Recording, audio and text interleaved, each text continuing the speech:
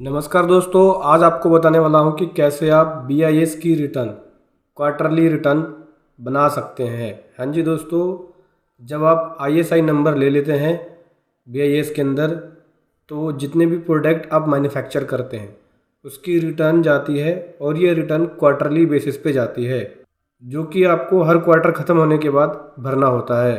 तो चलिए आज मैं आपको बताऊंगा कि कैसे आप बीआईएस की रिटर्न क्वार्टरली रिटर्न कैसे बना सकते हैं, प्रोडक्शन स्टेटमेंट।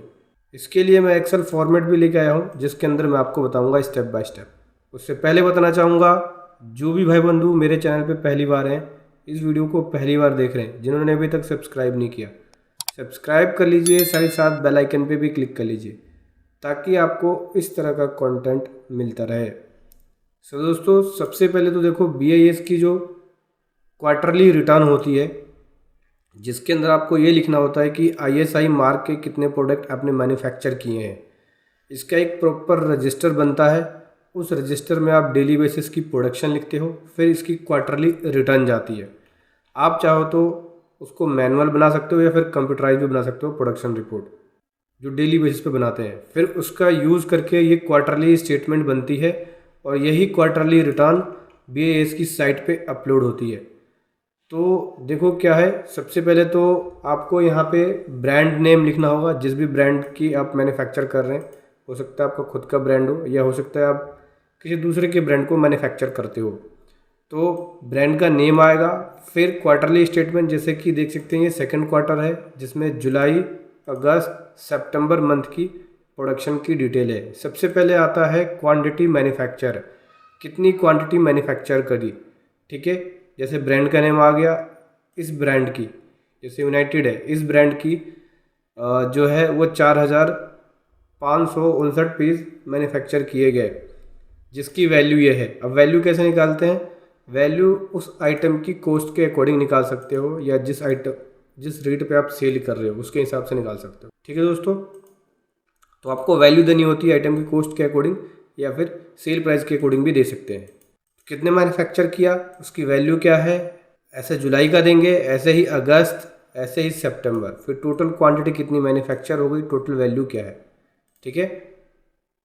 उसके बाद इसमें से देनी होती है आपको रिजेक्शन, कि आपने ये टोटल मैन्युफैक्चर किया, इसमें से रिजेक्ट आइटम कितने हो गए। तो रिजेक्शंस की डिटेल देनी होती है कि कौन कौन से ब्रांड का कितना कितना पीस रिजेक्ट हो गया। तो रिजेक्शंस की डिटेल्स लिखनी होती है कि जैसे देख सकते हैं 43 पीस यूनाइटेड के रिजेक्ट हो गए, जिसकी वैल्यू ये थी। 153 पीस हो गया इधर, 178 पीस हो गया इधर, टोटल 374 पीस रिजेक्ट हो गया। तो ऐसे आपको यहाँ पे रिजेक्शन की डिटेल देनी है, ठीक है। रिजेक्शन की डिटेल देने के बाद यहाँ निकलता है क्वांटिटी मार्क। ये क्वांटिटी मार्क कैसे निकलता है? टोटल क्वांटिटी जो मैन्युफैक्चर किया आपने, उसमें से जितनी भी रिजेक्शंस हुई वो लेस कर देते हैं। जैसे कि यूनाइटेड का देखें तो टोटल मैन्युफैक्चर ये है, इसमें से रिजेक्शन 43 है, तो बैलेंस क्या बच गया ये, ठीक है।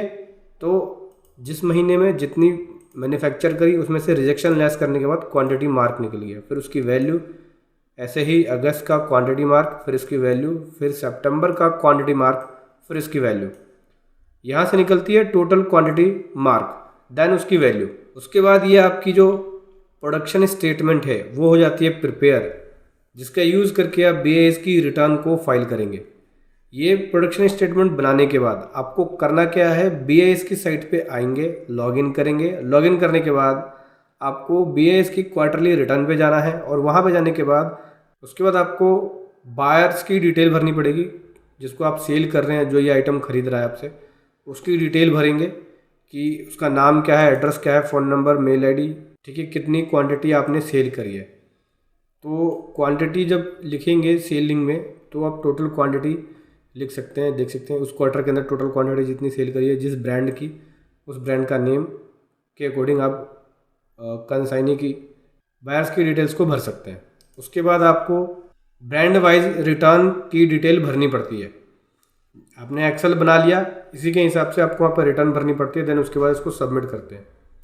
तो हर क्वार्टर के लिए आपको बीएएस की रिटर्न को सबमिट करना होता है। तो इस प्रकार से आप एक्सेल का यूज़ करके बीएएस की रिटर्न को बना सकते हैं। आने वाले टाइम में मैं ऑनलाइन बताऊंगा भी कि कैसे बीएएस की रिटर्न को ऑनलाइन बीएएस की साइट पे अपलोड करना होता है। और दोस्तों बताना चाहूँगा, अगर आप इस एक्सेल शीट को डाउनलोड करना चाहते हैं तो वीडियो के डिस्क्रिप्शन में लिंक मिल जाएगा, वहाँ से जाके आप इस एक्सेल शीट को डाउनलोड कर सकते हैं। वीडियो कैसी लगी ज़रूर बताएं। Thank you so much. जय हिंद, वंदे मातरम।